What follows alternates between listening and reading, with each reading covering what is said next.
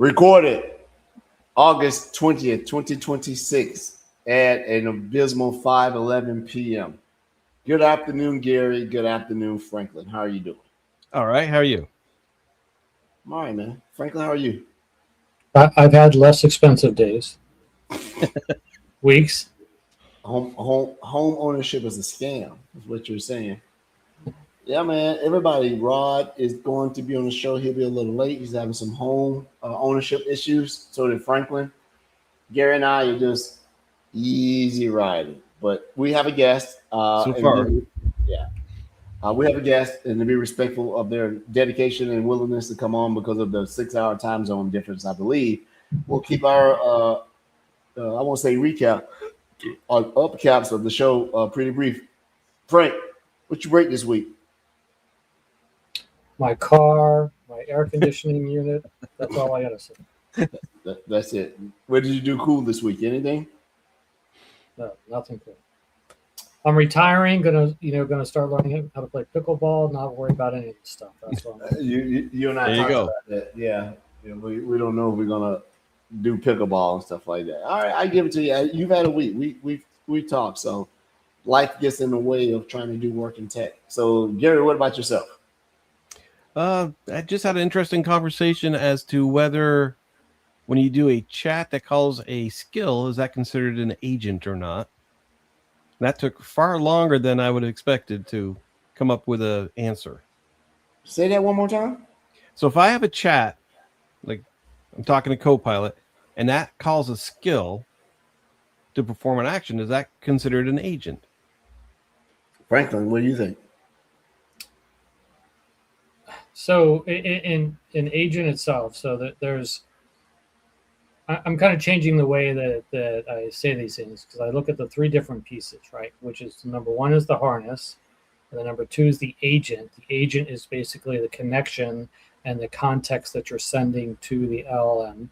The LLM and inference sends back the results to the agent, and then the agent does with it what it wants, and then the harness does with it what it wants from an orchestration or working with it from there. So it all matters how you're doing the application, but normally from like a Microsoft Agent Framework standpoint, to talk to the LLM, you're probably going to be code-wise using an agent, which is actually loading in the skill, which is just text into the context going out to the LLM. So the short answer is yes. We came up with a definition that the skill doesn't perform an action on your behalf. It wouldn't be an agent. It could go out and find information for you, but is that performing an action? So an agent itself, right? The reason why you have skills, so I want you to take a look at actions or MCP servers that you hear about or MCP or whatever. So basically what you're doing is before you talk to the LLM, you put in there, hey, I have these skills and I have these actions that I can either load in for you or I can perform these actions for you, okay? So then the LLM gets the prompt, has that information, says, oh, look, I could use that skill, right? Or I could have you call that action for me. So then it responds back to the agent code and says, hey, can you load this skill for me? And so a skill in essence is just basically context management. So you're not overloading the context because basically you're in the first place, you're sending in the skill, the name and the description, right? And an action that you're doing is just a name and a description. So then when the LLM can request the skill or request an action to be performed and get those results sent back in full from what you had before, then for it to then perform its action. Because when you look at a skill, what you don't want to do is you don't want to load all of that skill text into the context when you initially call the agent. You're just basically going to give it a description, then have the LLM request that skill and all that text that goes along with the skill. Same thing about the LLM requesting an action to take place, and then your agent code runs that action for it, gets the results, and then sends it back to the LLM, which then does its processing and then communicates back to your agent. So a lot of this, so the skills are a lot around context engineering, context management for working with the LLM. So you don't overload. And of course, saves you money because you don't have to loading all that stuff anyways. Sounds good. Like a plan. With me, a lot of Agent 365 stuff, talking about it, some Purview stuff today. I had a customer ask me a question. It said, can I use an agent to do something with trainable classifiers around the context of, or can Purview look at create a classified I can't think what it was now. I'm having a blank. Trainable classification of anyone using prompts in AI around, should I hire this person? Should I fire this person? What's this person impact? Do this and that. And I'm like, probably you don't want to try to do that. You want to, they want to do it in co-work. I'm like, well, co-work is going to have guide rails. It's not going to allow you to do that. You need to build an agent and give it a deception to be able to do these things and connect back. But it was interesting to hear it. And I'm like, well, I think you need, and we'll ask our guest who's a Purview expert, maybe this will be the question we vet him on really quick, right? What's the minimum amount of examples you need to have Consulting work to create a classification, something or another. So with that being said, Rod's not here. Other than that, man, I've been playing in GCP. Got some AWS on, and I got the chance to look at how CrowdStrike does their AIDR. So it's different. It's a lot of setup, and I found that heavy-handed. But I guess if you set it up right and build the templates, the subsequent going forward is not as bad. But we can talk about it later. With that being said, I'm going to bring our guest in. Julian! Hi, guys. Guten Tag. Yes, it's eaten. Yeah, it's a bit late here in Germany, so hi. Hi, it's a little late in Germany, yeah. So to our listeners and everyone, I have the pleasure of meeting Julian at the MVP Global Summit March in Redmond. And he is a Microsoft Most Valuable Professional in Purview, and I'm sure other things. But I'll allow him to introduce himself properly, and then we'll get into the show. So, Julian, please introduce yourself, sir. Thanks. Yeah, my name is Julian. I'm from Germany. I'm a Microsoft MVP for Purview, and since the beginning of July, also for Copilot.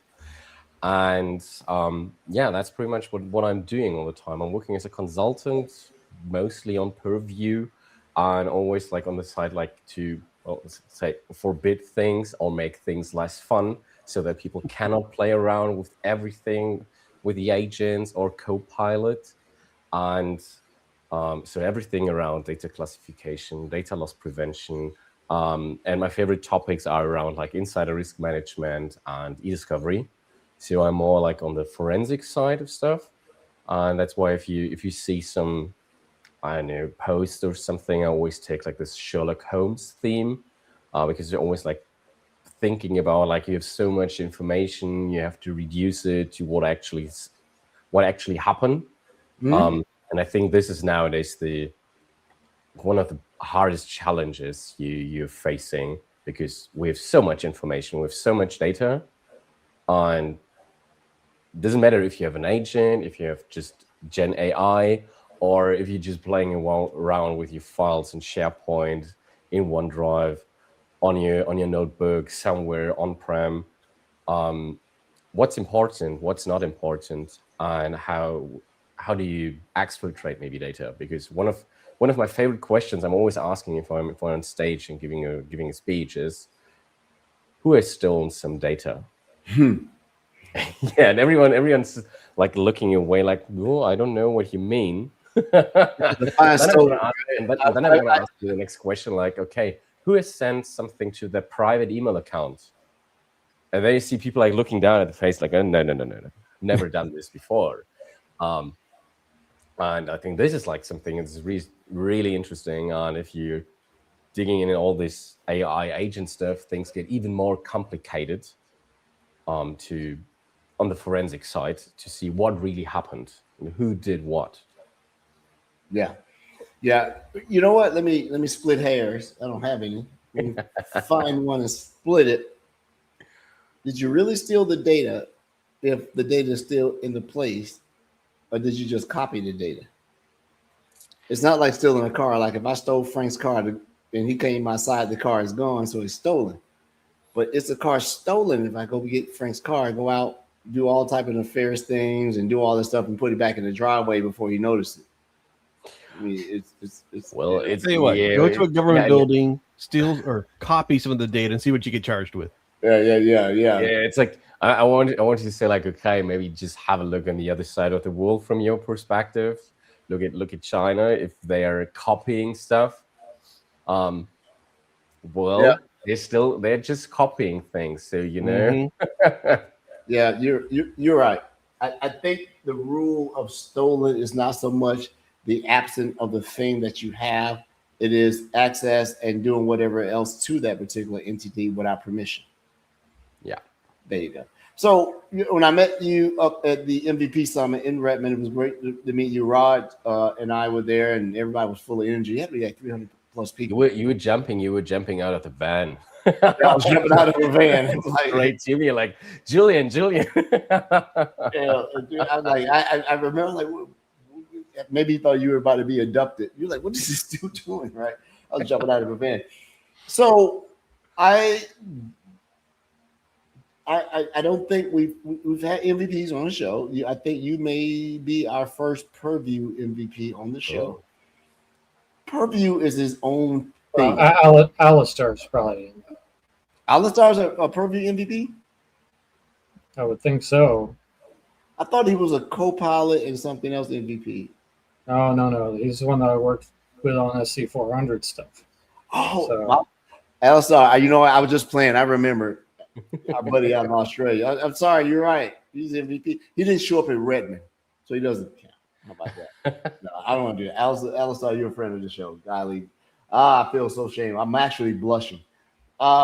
So with that being said, Purview seems to be this massive thing that while the totality of the Microsoft ecosystem is growing and shrinking at the same time, the Purview thing seems to be more and more conversations. Like that's not my realm of expertise, and if you want to equate subject matter expertise, but today I was working inside of Agent 365, and when you go to the overview landing screen and you see these recommendations, everything had a pivot to Purview.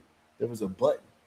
So if you had to say, what is the super importance of why Purview is so ingrained into what Microsoft's frontier strategy, aka Agent 365, how is that becoming super prominent, and how do you think Purview is going to grow within that thing?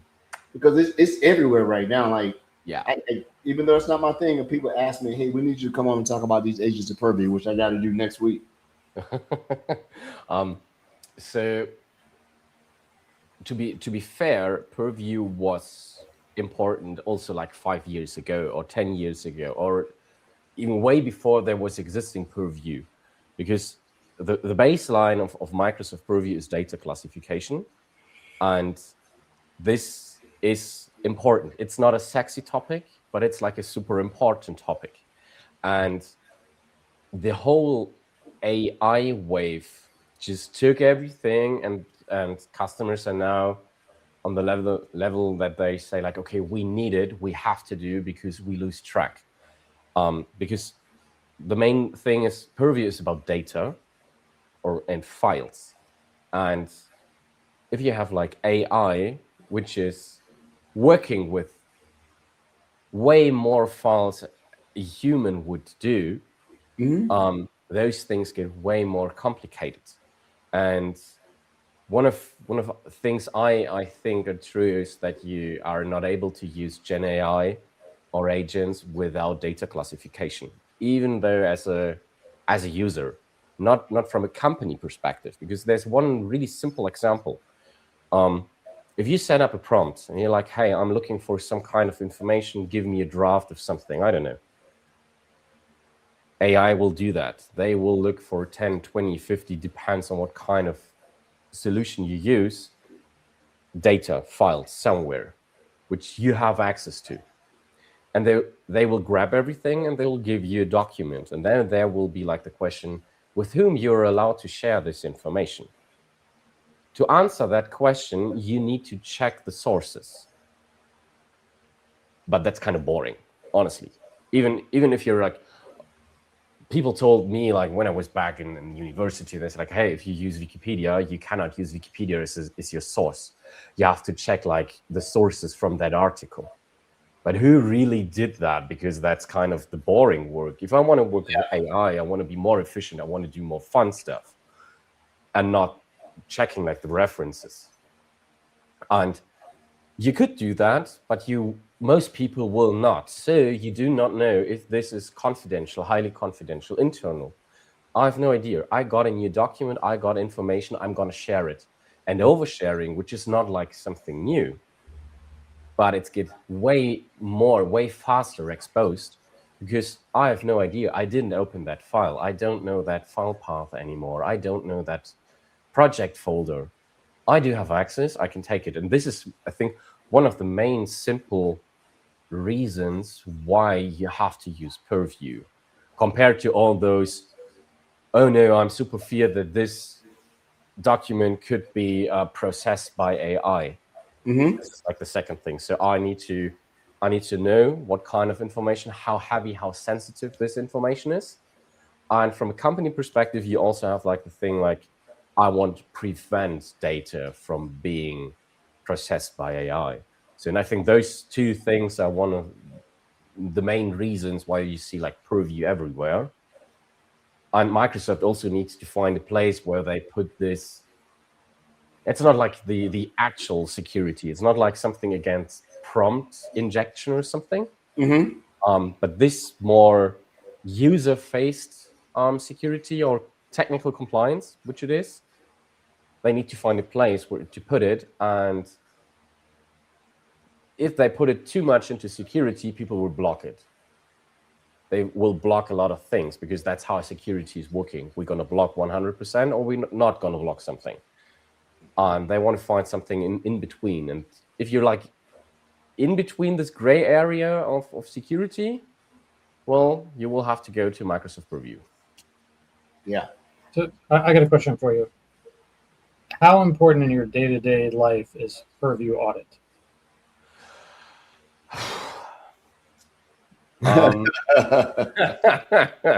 So I do also a lot of like insider risk management and e-discovery.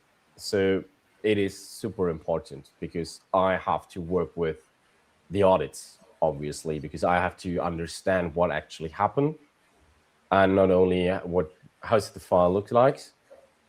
But I know that most people don't touch it at all. Let's put it that way.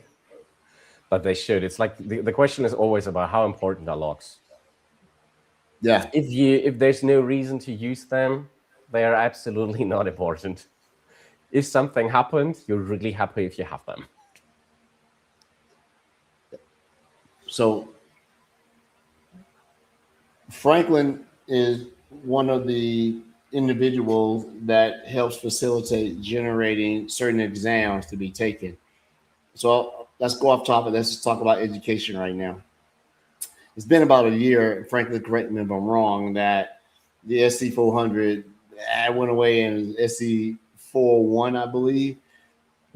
Was that a significant change from the way that data classification and stuff was measured in the Microsoft exam to the 401? Because I get mixed reviews. You know, Trevor's listened to the thing and a few others out here, and they go, man, I studied for the 400 and blah, blah, blah, blah, and it's all changed and everything.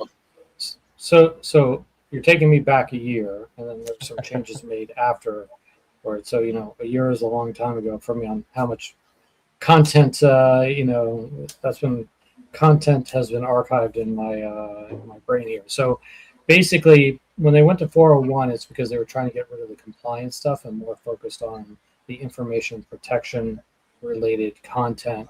And then at first, there was not the data security posture management stuff in there outside dealing with the data side of that, not the file side, which they did add in. And that's actually been maturing over time. So it's more of a move away from strict compliance and more on the information protection with AI coming in at the time.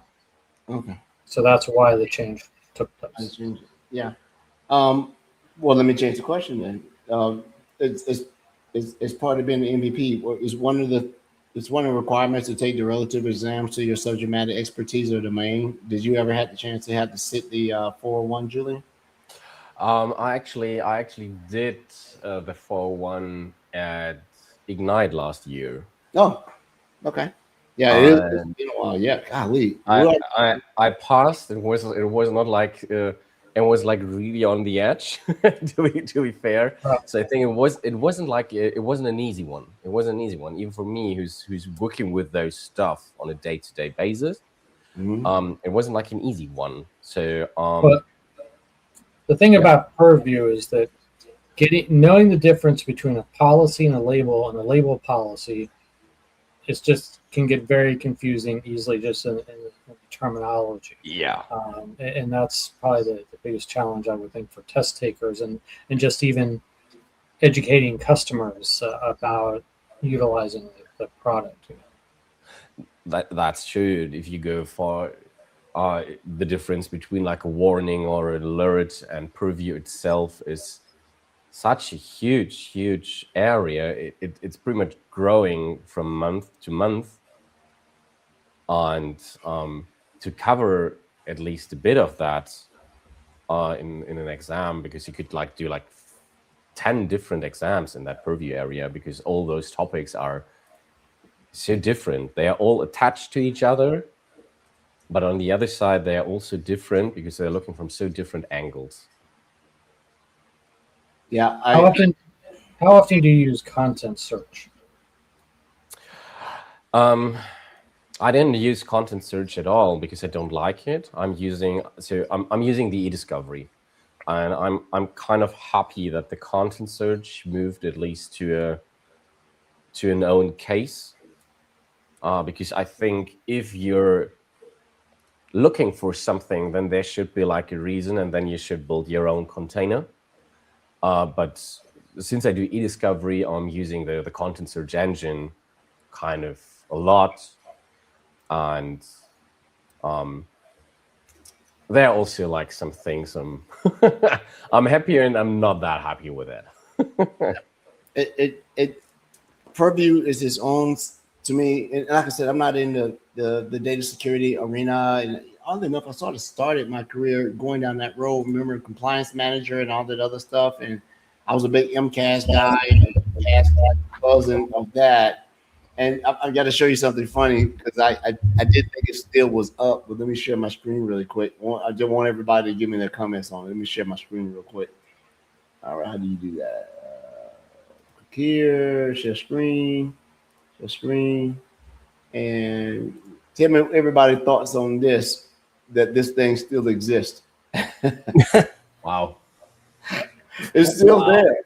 Wow. So, and I'm like, well, so this actually came up on a customer call about say, hey, we're using Purview. What is going to happen with this? You guys would deprecate. And I was like, oh, I thought that was already done and gone already. But look at it. It's still here. And risk privacy, subject matter request, subject knowledge center. But you can see subject rights request announced through Purview or e-discovery premium. I found it. Have you had to encounter that people are trying to transition whatever the components or artifacts from Microsoft Purview over to Purview? I think I'm saying that right. Purview over to Purview. Are you still encountering this at all? Yeah, I do have a couple of questions, and I also reached out to Microsoft and was asking like, okay, is there some way to migrate something, or is everything gone? And the answer was like really strict, like, no, we're not migrating anything. Please start using Microsoft Purview e-discovery. Oh, so this sounds like this is a prime opportunity for consulting time to be able to say, let me investigate this to be able to get you over. But the biggest thing that I saw that looks like what they're most concerned about bringing over is saying, go to Microsoft Purview e-discovery. So the subject rights must be that piece. Let me ask you, I mean, Revo is definitely to me is different than e-discovery. I mean, from a purpose standpoint. So it seems kind of strange. Yeah. The purpose is different. The engine itself, which is sitting underneath, is exactly the same. And I think the biggest problem was like the licensing model. Yeah. So to go through, the data map, I haven't really touched this, and the only reason I went to it is because, wow, it switched me over right to Purview inside my test tenant already, which is crazy. But someone asked me about it, and I had to take a double take because I actually didn't remember what they were talking about. I'm like, actually, what? I was like, oh, that thing. I thought that was decommissioned like 2 or 3 years ago, but this is what it is. If with more of Purview becoming more prominent, I'll give you two things. What's one of your favorite features that when you go in, this is how you show your bang for the buck because you're a consultant, and when you make people go, oh my God, this is cool. And what is one of the things that you think that Purview, like, what is the cool thing that you use in Purview now that you show off that helps land the deal? And what is one of the things like, man, I guess I wish these guys would do this. This will make my job easier. One of the things most customers do like is if I open Outlook, I use some magic keywords, apply a label on that email, gonna send it to someone external, the email gets blocked, I use the override feature, gets a justification, then I can send it, and later on I can show you the justification in the audits. This is something where like, oh, that is really, really cool. Yeah. Because this is one of the things where I think that's like the main difference between compliance and security, because we do have confidential information, and confidential information from a business perspective can leave the company if you tell me just why. Just give me a reason why you have to do that. Compared to security, who would just easily say like, this is confidential, no, it's going to stay inside. And yeah, I could tell you one thing that would make my life way, way easier is if I have a different possibility to block AI except of double key encryption. Say that one more time. To be able to block AI from what again? I want to prevent a document, or I want to protect the document from AI itself. The only way to do that, if this document is in the cloud, or the only really practical way, is to use double key encryption. Otherwise, the document will be in the semantic index, which is somehow AI, which is processing the document. You're just not getting a response. And this is like a legal difference, because if you're not allowed, if there are documents, if there are information like healthcare data, which is forbidden from being touched by AI at all. That is so fucking complicated. And if you just spin this around, I don't know, have like a shared mailbox, say like this should not be touched by Copilot. That's not that easy. So those things would make my life way easier if Purview had this possibility.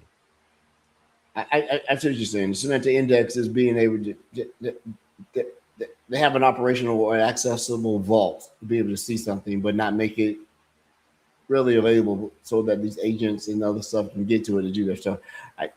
You're the second person to say something about that within the last month, and I didn't quite understand what they were talking about. I'm like, to make it maybe just a bit more understandable. If a document is not allowed, or if information is not allowed to be processed by AI, that doesn't mean that an agent is generating a response and I get an answer from it. It means that this document is not allowed to be sent to an LLM at all. Doesn't matter if I, as a user, get information from it, or a system gets information from it. And the semantic index is pretty much like a system. So I upload a document to SharePoint. A document will be put into the semantic index. And that is not because of an algorithm. It's because of an LLM. And from a really technical perspective, this is AI, which is doing it. And the only way to prevent this is, to be fair, not uploading the documents to M365. What if you're using Exchange Online? Honestly, there's literally no way. It makes it really, really complicated. You can use double key encryption, but that's expensive and also complicated. So if you tell SharePoint not to index a document, AI will still index it? Yeah, it is. So you have the semantic, you have the index, and then you have the semantic index. So these are two different ones. The semantic index is something which showed up in the moment the world was seeing AI, because that's like this vector room AI needs to work. And I need something which say like, okay, you're allowed to be indexed. So if you search something within SharePoint, you can find the document, but the document should not be in the semantic index. So the document should not have a vector. And this is the only way to do this, except if you can say like, okay, this whole SharePoint site should not be indexed at all, but that's not like a good thing you should do. You could say, I encrypting the document so that Microsoft is not able to open it. So I could use this from a completely different software, but that's not like really user-friendly. Or I use sensitivity labels combined with double key encryption. But that's like really expensive and complicated to set up. So you can do it, but there's no easy solution right now. No easy, and honestly, most companies are not able to afford this. And then I can imagine it would be extremely slow for whatever index you be. I think I understand. I'm trying to click around in my system here to try to see what you're saying. When you're looking at Purview, we've had several shows on for partners that are a Purview solution providers, Purview designated experts, and everything else. And one of the particular shows that we had, that I think we had one of our guests, Nathan, came on from Cyclotron, and the show was titled Top Reasons That a Purview Project Fails, right? So I'm not going to ask you to give us the top 5 or 10. In your experience as your consultant, give me 1 or 2 things that let us know that why Purview adoption projects fail. And I'm going to narrow it down. You can't use executive buy-in. Let's assume that the powers that be said, Julian, here are the keys to the kingdom. We need to get this going on for whatever reason. What is the number 1 thing that you find that if you come into a statement of work and you can't execute the statement of work, and if the project, I don't like to use the word fail, but the project doesn't go expected, what is the number 1 reason when you come in and you start pulling, and you have a lot of hair, I don't, what's the number 1 reason you pull your hair? Like, what are you guys doing? It's pretty much because you said, why does a Purview adoption project fails? Yes. Well, because there's no adoption. I'm just going into that room. I'm just sitting with IT security guys, and they look at me and say like, configure Purview.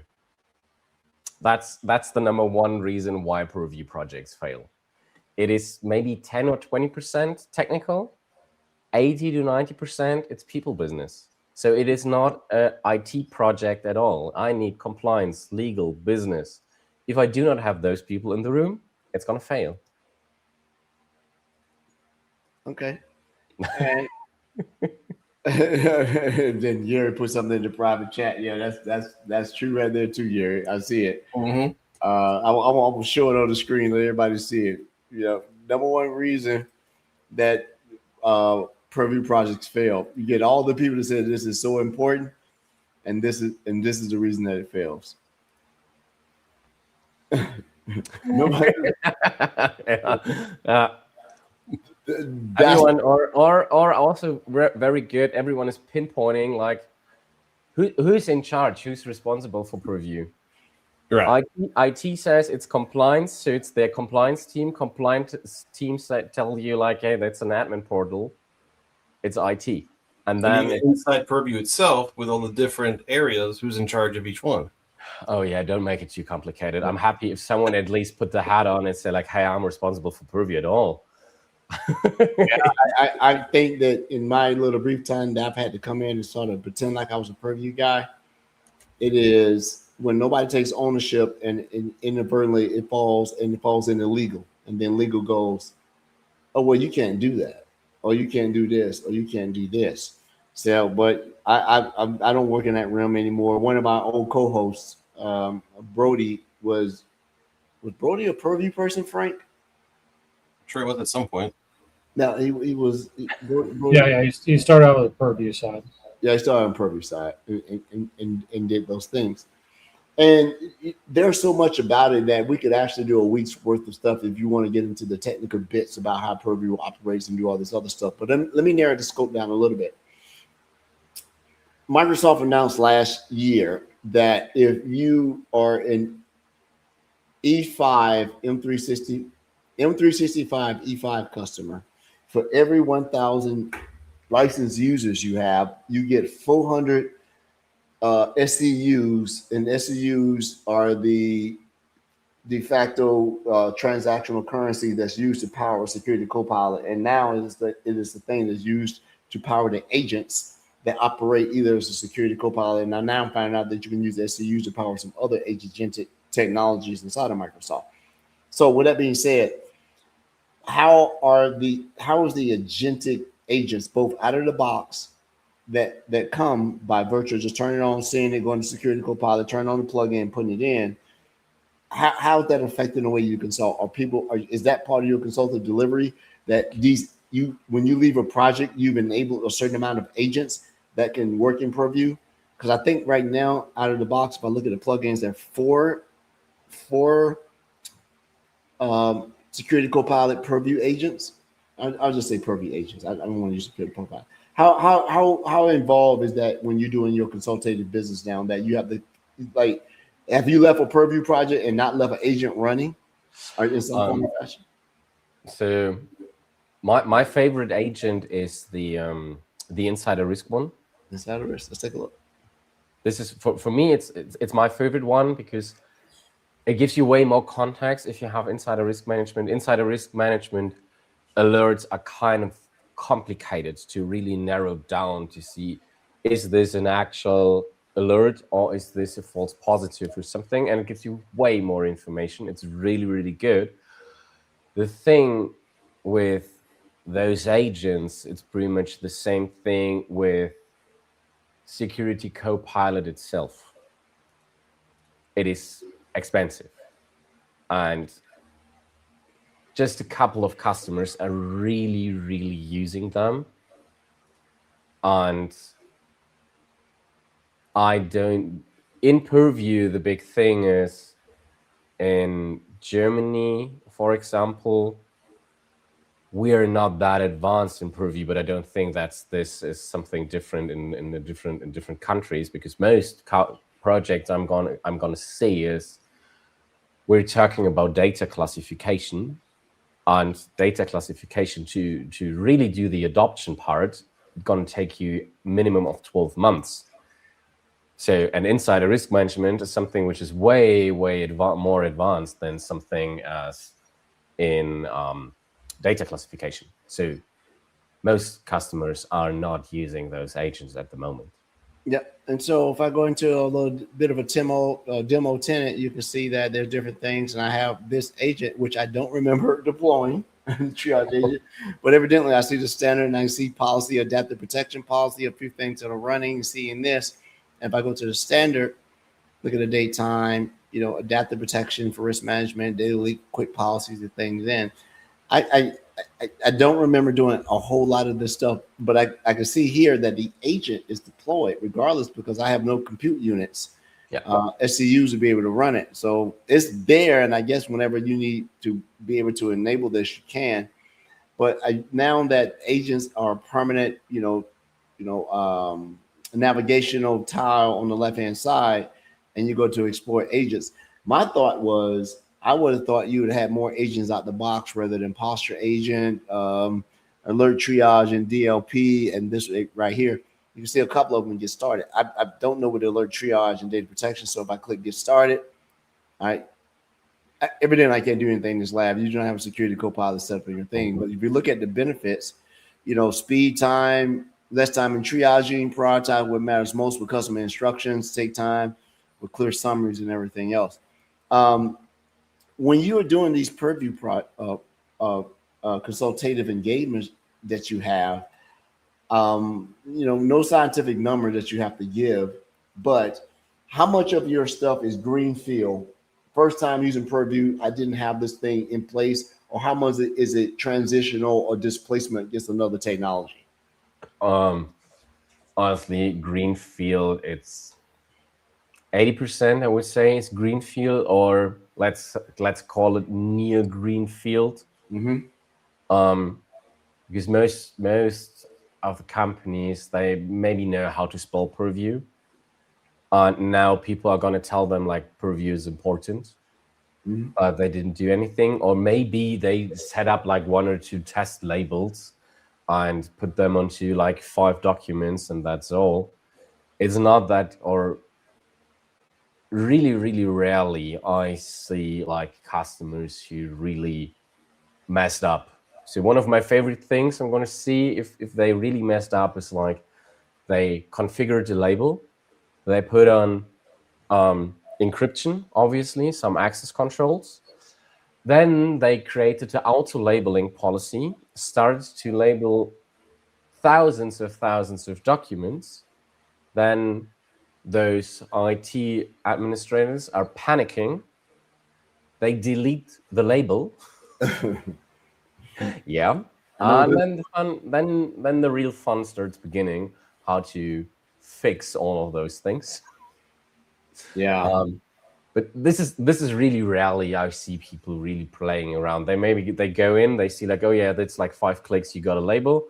They put a label on a document and say like, okay, I've done this. I have no idea what we should do with this. Now let's move back to our main security topics.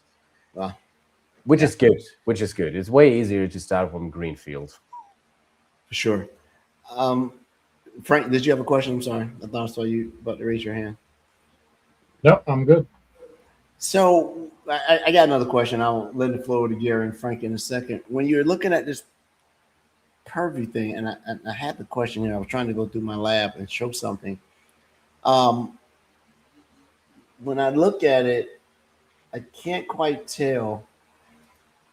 I don't know where it is. I was trying to look at it. I can't see it right now. I had a question, but I needed to show the graphic to be able to figure it out.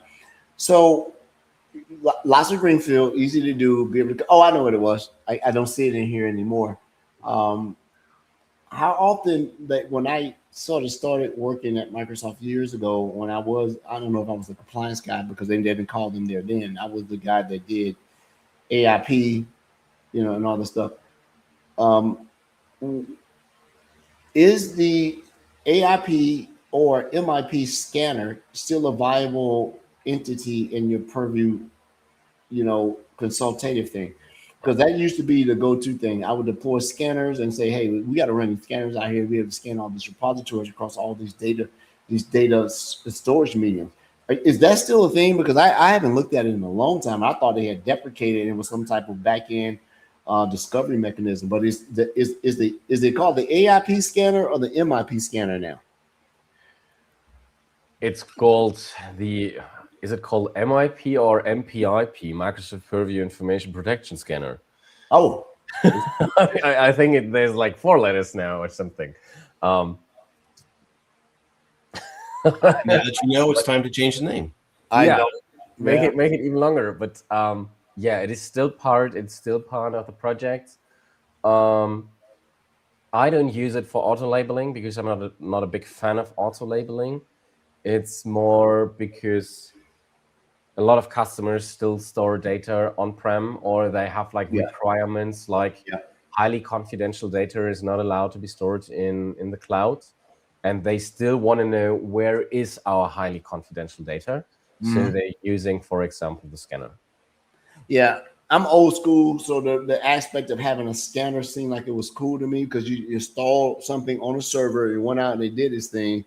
It's the same way that you used to have when you did log collection in MCAS, that you put out the collector to be able to collect these things. Now, if you run an MDE agent, that is automatically putting in the endpoint scanning to be able to create these things. But let me tell you how expansive Purview is from the days, and it looks like, you know, if I'm looking at the solutions inside of it, matter of fact, let's do another screen share to all our folks. And I know that this is probably rudimentary to some of those who work in this every day. But for me, when I go back and I look at it, it's like, all right, am I showing the right screen here? You know, we have, let me make the screen a little bit bigger so I can see.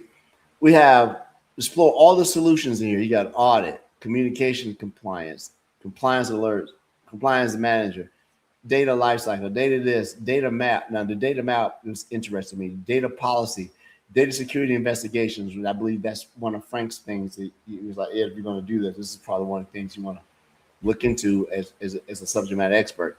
Data security posture management, right? The classic DSPM, DSMP for AI. I thought that was, you know, I love to get your thing on that. Like, why is it DSPM for AI classic, and then here it doesn't have it? End of September, you will just find one at least. Oh, really? Yeah, at least the other ones should vanish. Yeah. Yeah. Information barriers, information protection. This looks like a product that you build a career on, and you look at it. Now, one thing that came up in the call that I had was understanding workflows. And so when I went in workflows, I was like, is this like access policy, or this is what you're doing, or this is like checks and balances be to do everything? I didn't understand that. How much do you work in workflows? Because this came up and I literally had to tell the client, I have no idea what you're talking about. Yeah, so the thing is, what you maybe can also show, if you click on settings, you see account and you say account type enterprise. That's not out of the box. Starting, you would see account type free, which is not really true because you're still paying for the license. Yeah. But you have to link an Azure subscription to Microsoft Purview. And then you will see enterprise. And if you do that, you will get all those governance features and workflow, data map, unified catalog. These are all this is all pay as you go, and this requires this Azure subscription. And then you see those things. And the workflow, it is something, if you want to request, for example, like access to some something from your data map, from your data landscape. And actually, I'm not really specialized in that kind of area. I pretty much know one Microsoft Purview MVP from Denmark who's just playing around with that part. And if I do have a question about that, I'm just gonna call Marco and tell him like, hey, Marco. Oh, you know Marco? you have to tell me something because I have no idea what you're doing there. You're literally the only person I know who really delivers projects in that part. I know. I follow Marco on LinkedIn and everything else. You know what? Shame on me for not remembering. Frank, have we had Marco on the show? Lauren, I'm not sure yet. If we don't, we'll get him on. And then there's an identity guy that I think is a friend of Marco that I follow on LinkedIn too. So, Edward, I'm really surprised you did not ask about your favorite product, which is. I'm about to do it. Okay. Never mind. I'll let you roll. I don't get away from not talking about this. So, Julian, let's take Purview out of it. What is your favorite Defender product out of MDE, MDCA, aka MCAS, MDI, or MDO? Oh, that's so difficult. And be aware, we have all the project and feature managers from Microsoft on the call right now. They're all watching right now. That's like a really difficult. Feel free to choose Sentinel as well. Yeah. Oh yeah, Sentinel is a really cool one. It's like more like on the forensic side. Yeah, I do like that one. Don't give them the out, Gary. You got to choose one of the Defender products. So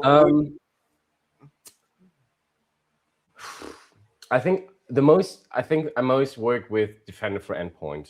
That's like the one I'm working the most with. because it is linked to endpoint DLP. Yeah, Milk. I'm surprised because I've done some extensive resource mapping to see how heavy that sensor is getting as they bring in agent discovery client side to it, a few other things to it, and the sensor has remained remarkably light. And I don't trust Task Manager, so I can actually run a third party to look at the actual processes, the PIDs, and everything that goes with it. The sensor has not gotten bloated, even though it's doing the MIP stuff on the end and be able to detect. It even localized agent discovery.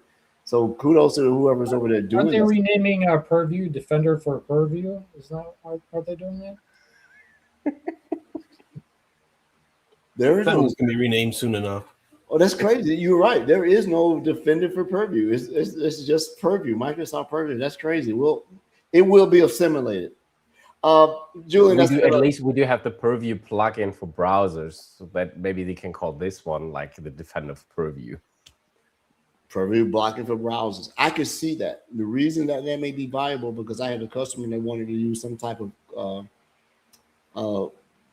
detection and prevention mechanism that they were using a SaaS cloud product on the same. This is in Europe. This is a very European issue.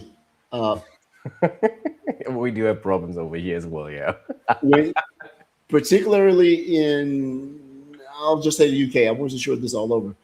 Part of the compensation package is your device is part of your comp, so you get to use your work device as your personal device. And so people were using SaaS products SaaS cloud products up under their personal login, Gmail, whatever it may be. But they wanted me to be able to stop them from uploading and downloading on the device based on which login context that they have across all the browsers. And I figured it out using a combination of MCAS and some network DLP. It took me a minute, and actually, I won't lie, I lucked up on it when it actually worked. But you have to have single sign-on, so they have to make sure that the login context on that machine dictates whether the rule worked. So where I could download and upload, say, going to Dropbox, but if I tried to do it up under a context that wasn't a company UPN, it didn't work. It literally took me a week, and then I did something as if I was about to throw my hands up, and then it worked. I'm like, oh my God, it worked. And generally, when I do stuff like that, I record it. I turn a recorder on in the background because I can't remember what clicks I had. But neither here nor there. Sir, this has been super informative about understanding how deep Purview is going across, and the fact that you are a growing number of individuals that I know are saying that I am a data classification, data discovery, data protection, data whatever else consultant, but I'm seeing people distinctly say I am a Purview guy, and they're getting a lot of work, right, to come over and do these things.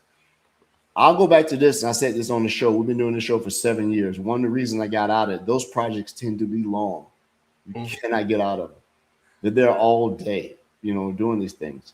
I'll ask one more question before we let you go, because I know it's late at your time. Of the industries that you work in, which is one of your favorite industries to work in, and you're not so desirable? And industries, I'll give you a little context. Let's say financial and medical and manufacturing. Which are the ones that drive you mad? Let's put it that way. If you have way too much approvals in your way, it's gonna drive me mad. You can think of yourself what kind of industry that is. I think everyone has an idea of that. I like to do things because Purview itself is a really complex or really dry topic. And I like to get things moving and not get like 25 different approvals before maybe changing like a policy tip. Okay. So every industry which is straightforward, it's really cool. Everything else, Purview itself takes a long time, and you can easily double the amount of time. That in itself is a consultant. Sure, sounds like a good consultant. Run it through legal, run through all these things to be able to do that. Well, Julian, it's a pleasure, sir. I remember, like you said, laughing at me jumping out of the van up in Redmond, like, what the hell is this guy's doing? And I don't know if I'll be back in March for the next summit, but if it is, I owe you a beer. I Yeah, think that sure. I hope so. I hope I you're do. back. I will buy you a cold pint. European guys, man, drink me dry. I had to go take out a loan to pay for the tab. Dealing with everybody I was buying beer for at that time, but it was very good, man. And you're always welcome to come on the show. I know that the time difference. If you're ever in the States, you know how to find us. Look us up, and we'd like to have you. Anytime you want to come on the show, that you want to talk about this, you know what? I have an idea. I'd like to get like minds together. So maybe we get you and we get Alistair on the show at the same time, because he's an MVP for Purview. You're MVP for Purview and Copilot, but I don't think Alistair is an MVP for Copilot. Is he, Frank? I don't know. You got so many. I don't track it, so you know. Alistair is one of our guests that have come on, Julian. He's in Australia. Oh, and you love his sense of humor. I love talking. No, that sounds great. That sounds great. But I do have also some. In the beginning, you were talking about the skill stuff within Copilot. Yes. If you're uploading something, and I think it was yesterday where other MVPs I met also were talking about something like this, and then I came up with another question like, when will I be able to classify a skill? Because a skill can also be maybe the skill is confidential for some reasons.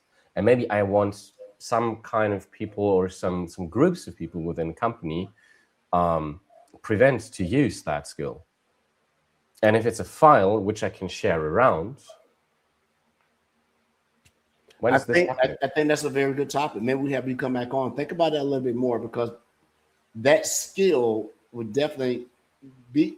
And for those who came to the show late, I had a request for a classification, a trainable classification around HR, and it was around literally two things: preventing someone from using Cowork or Copilot to search and do stuff around who should I fire, who should I hire, who needs a bonus, who hasn't underperformed. And one of the things we said is, hey, the guardrails inside the model that Microsoft is using has been modified. It's not going to allow you to run those prompts. It'll literally come back and say, I can't do that. Especially when you start to do specific naming context of an individual that it sees. The thing that we came back with was, you need to create an agent outside of the guardrails that you didn't give it permission to be able to go do these things. But that's a good insight to say, when does a skill become classification? Because that skill is inherently going to have information to qualify the answer it gives you. What is their last performance reviews? How much do they make? What do they do? Do they have reports and stuff like that? I didn't think of it that way. And we sort of went down that road, and then it got beyond my ability to sort of reason around it a little bit. Like, I can write an agent, and the first thing you go is it an HR agent. Now, believe me, if we're thinking about it, it's probably not novel. It's probably already created somewhere. But this customer wanted to monitor individuals who were putting those type of prompts in Copilot and Word. I don't know the reason why. They wouldn't say why. And maybe someone was doing these things. I hope it wasn't the managerial aspect of their company being able to do this outside of using an authorized, system to do this. Is this something Purview can find for you? I don't know. We have an MVP on here. I would suspect yes. I don't know if it's out of the box, but I know in Copilot, if you're writing certain prompts and you're doing things, even if I deny you the ability to do it, I know in Foundry, if you put in keywords inside and you building out that your model for prompts, I can see keywords. I don't know if you can do it that way. Matter of fact, I may try it. Frank, you have access to my system. Come build it out. Just log in and build it for me. Hey, I'm retired, but I would definitely take a look at the audit with inside Purview and see what it gives you on that's a good question. I don't know. But I'm retired, so You're not retired. We already talked about that. You don't get to retire. Julian, thank you so much for coming on the show, man. You were as fun as when I met you up there, man. I'm sorry that the time was short, but if you come back next March, I'll be there. I'll buy you a couple of paints. We'll sit down here. We'll tell war stories about, yeah, man, I went into Purview and they did this stuff right here and they were still doing this. And they wanted me to come in and classify a bunch of, text files. We'll see how it goes. Hey, Yeah, please, guys, thanks for having me. yeah, please get some rest because I know it's 6, 7, 8, 9, 10, 11, See, 12. Edward normally goes to bed at 8 o'clock. So when he hears you starting at 11 p.m., he's like, "Man, that's really late." I'm just like, I'm more like a night owl, so it's absolutely fine. It's absolutely fine for me. And yeah, I would like to see you next time here on the podcast. It's really nice being here. Oh yeah, we'll get you back. I know we've had some ideas that we were going to dedicate an entire month to just Purview. I think that's probably something we need to do, and that way we can have a continuation of the show. So, in just having random topics, we'll create somewhere between 4 to 6 shows, send it out to our guests, and say, "Hey, here's a topic. Choose this and come on, and just talk about this." That way, we don't randomize you. You have this very specific topic to research, and we love demos.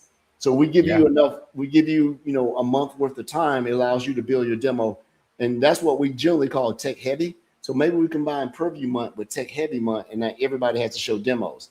Because I know that's cool. I know internally we have to do it because Gary asked about it. Gary, when we're going to go back to doing a demo piece, I got a demo almost ready. I give everybody of our listeners, when we do our internal demo thing, I'll either go first or second. I think Gary wants to go, then me. I can tell you what my topic is going to be: how to use cost control as a security gateway to your agents. I can block you being able to use agents by controlling your costs, and I can monitor it and send them. I can tell when a runaway agent or attack is happening. Just like the way that we used to monitor certain things for Bitcoin mining inside our cloud environments, I can tell you if you got an agent that's doing something nefarious by looking at the cost model. Sure can. Very intriguing. Oh, yeah. So everyone, thank you for coming on to the show. Until next time, we're going to take a couple of weeks off. We'll be back. Do this. Big shout out to Rod. Rod, I hope you get everything fixed at the house. Thanks, everyone, for our listeners coming on. Thank you again, Julian. We really, really, really appreciate it. Until then, everybody have fun. Stay out of trouble. Right? Mark everything confidential.